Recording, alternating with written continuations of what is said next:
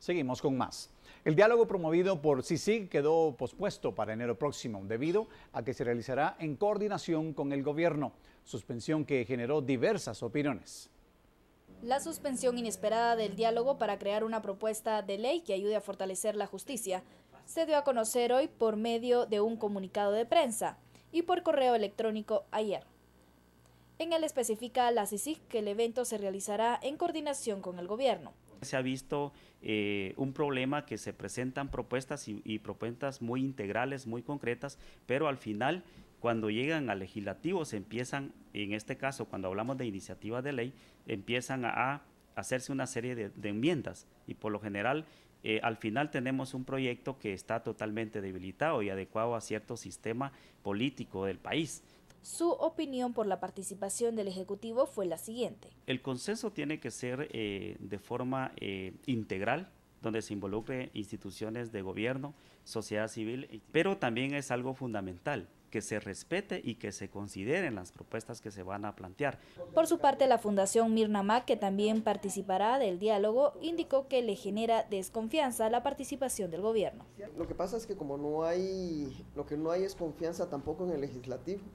Ya no hay confianza en el sector justicia, ya no hay confianza en el Ejecutivo, entonces seguir haciendo toda esta clase de convocatorias en donde asoma un poco el tema de querer tener un control, es donde digo que empieza como a sospecharse una nueva injerencia. Para CICIG es una oportunidad de ampliar el diálogo con todas las instituciones del Estado, además de diversos sectores, que podría ser de beneficio para el 2015, explicó Diego Álvarez, vocero de la comisión. Por una Guatemala en paz, Verónica Orantes e Iván Quiñones. Helen Mac cierra esta nota pues sugiriendo que hay poco optimismo en cuanto a este cierre o suspensión, mejor dicho, del diálogo con CICIG.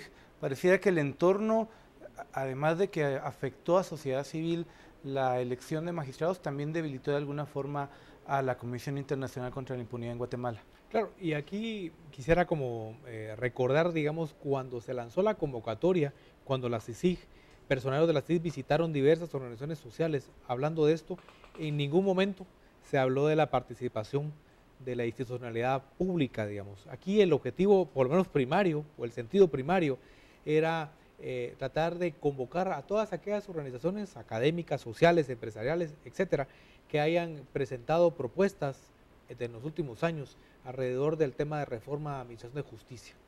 A partir de entonces poner sobre la mesa un documento, una sistematización que ha elaborado la CICIG y sobre eso dividir el trabajo en unas mesas y por lo tanto tratar de tener para febrero o marzo una suerte de agenda nacional de justicia que fuera alrededor de la cual girara el accionar de todas esas mismas organizaciones participantes. Ese era el sentido.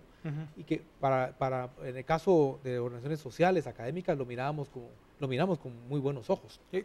¿Cambia esa naturaleza ahora que dicen que el gobierno debe participar? Ese es el punto. Se desnaturaliza, con lo cual pierde de alguna forma consistencia, pierde la credibilidad que le daba a la CICIG.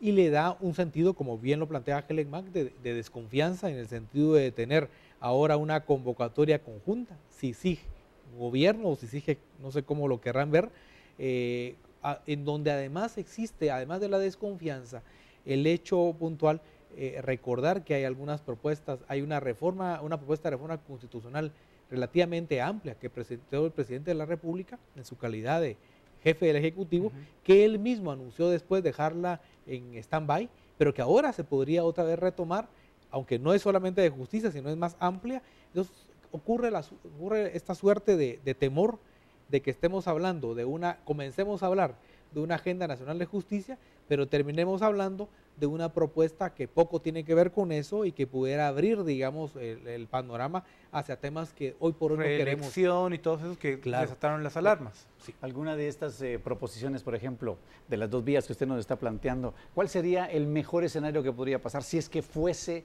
en realidad una buena explicación la que dio CICIG hoy de que ya teniendo al elemento gobierno esto podría implicar algún tipo de beneficio? ¿Puede haber ese escenario?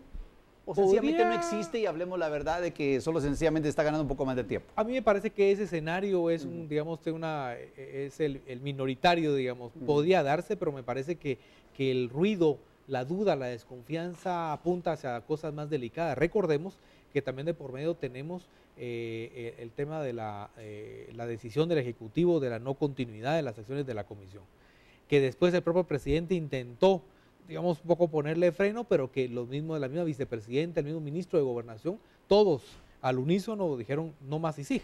Entonces también este anuncio de la suspensión de la actividad de hoy, de la retomarlo pero bajo un formato distinto, ocurre en tiempos que podrían utilizarse para el proceso, digamos, de comenzar el trámite de la continuidad de un mandato de la CICIG. Y que de nuevo, tomando en cuenta lo que hablábamos, que hay algunos partidos, algunos bloques que se sienten envalentonados, pues van a poder ser contestatarios con CICIG. Porque saben que los trabajos que ha hecho la CICIG y los que probablemente tenga en cartera para los siguientes meses, va a tocar a todos. A ver, todos esperábamos, o muchos esperaban, mejor dicho, que CICIG le entrara al financiamiento de los partidos políticos. Sí. Y que esperaban investigaciones, capturas de gente. De hecho, capturan a la estructura de la familia Mendoza, que en algunos casos supuestamente financiaba alcaldes. ¿Esto la debilita? ¿Va a llegar con casos contra políticos, pero no van a tener tanta fuerza como se esperaba? Esperaríamos que no. Es decir, aquí hay que tomar en cuenta lo que planteó el comisionado Iván Velázquez en su discurso en la presentación del informe que realizó en la sede del Ministerio Público hace algunas semanas, en donde categóricamente no, digamos, fue muy claro en el sentido de anunciar este informe sobre fiscalización de los partidos políticos, que uno puede pensar que si viene con la suficiente consistencia y suficiente contenido, va, digamos, a salpicar a los partidos políticos. Entonces, estas acciones, esta acción de hoy, el tema de cerrar otra vez los partidos, para cerrar fuerzas, digo, en términos de no la continuidad de la comisión, tiene ese mensaje en el fondo, es decir, parémosle ahora la mano antes de que pueda levantar, digamos, un garrote suficientemente fuerte que pudiera afectarnos a las principales fuerzas políticas. Vamos a hacer una nueva pausa comercial, pero ya regresamos con más, así que no se muevan.